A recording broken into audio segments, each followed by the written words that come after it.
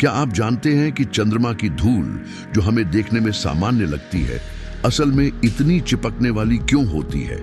और एनएसए इस समस्या को हल करने के लिए क्या उपाय निकाल रहा है? आइए इस रहस्य से पर्दा उठाते हैं।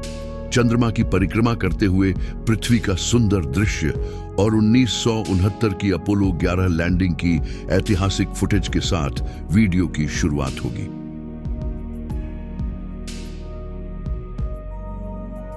जब पहली बार इंसान चांद पर उतरा तो एक अनोखी समस्या सामने आई। चंद्रमा की धूल बेहद चिपकने वाली थी, इतनी कि अंतरिक्ष यात्रियों के सूट और उपकरणों से हटाना मुश्किल हो रहा था। अपोलो 11 के अंतरिक्ष यात्रियों ने जब चांद की सतह पर कदम रखा तो उनके जूतों के निशान आज भी वहां देखे जा सकते हैं। हवा और पानी की अनुपस्थिति के कारण धूल अपनी जगह स्थिर रहती है, लेकिन यह बहुत ज्यादा चिपकने वाली होती है।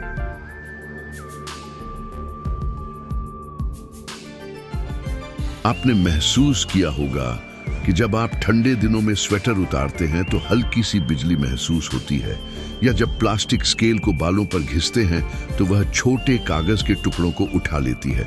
यही स्टैटिक इलेक्ट्रिसिटी का कमाल है और यही चांद की धूल को चिपकने पर मजबूर करता है।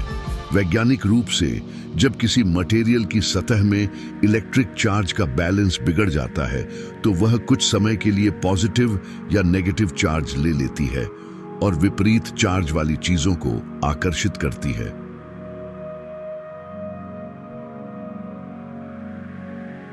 जब चंद्रमा पृथ्वी के मैग्नेटोटेल से होकर गुजरता है तब यह इलेक्ट्रॉन्स की बमबारी झेलता है। इससे चंद्रमा की धूल में चार्ज आ जाता है जो उसे अत्यधिक चिपकने वाला बना देता है। सूरज से आने वाली सोलर विंड जब धरती के चुंबकीय क्षेत्र से टकराती है तो एक लंबी पूंछ जैसी बनती है जिसमें चार्ज्ड पार्टिकल्स की लहर होती है। जब चांद इस क्षेत्र से गुजरता है तो उसकी धूल में यह चार्ज आ जाता है जिससे वह आपस में दूर दूर रहने की कोशिश करती है, लेकिन किसी दूसरी सतह से चिपक जाती है।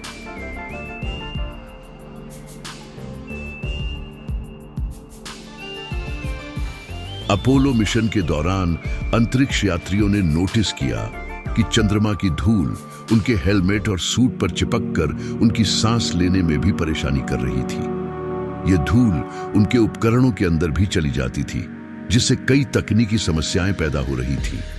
नासा के वैज्ञानिकों ने पाया कि चंद्रमा की धूल पृथ्वी की धूल की तुलना में बहुत अधिक महीन होती है और इसके किनारे तेज होने के कारण यह आसानी से कपड़ों और त्वचा पर चिपक जाती है।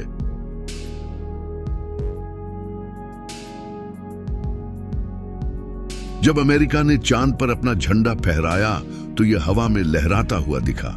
इस पर कई लोगों ने सवाल उठाए और कॉन्स्पिरेसी थ्योरीज सामने आईं कि चांद पर हवा नहीं है तो झंडा कैसे हिल सकता है।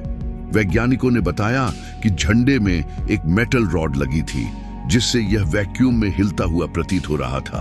असल में यह झंडे की संरचना और अंतरिक्ष यात्रियों की गतिविधियों के कारण हुआ, न कि किसी हवा के कारण।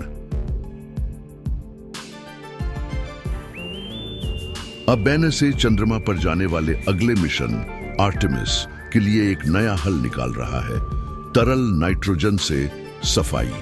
वैज्ञानिकों के अनुसार लिक्विड नाइट्रोजन का उपयोग करके इस धूल को हटाया जा सकता है।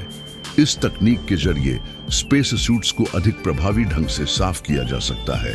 हालांकि यह अभी प्रयोग के चरण में है और आने वाले वर्षों में हमें इस पर और अधिक जानकारी मिलेगी।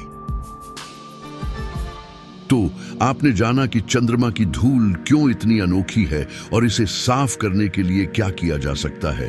क्या आपको लगता है कि भविष्य में हम इस समस्या को पूरी तरह हल कर पाएंगे?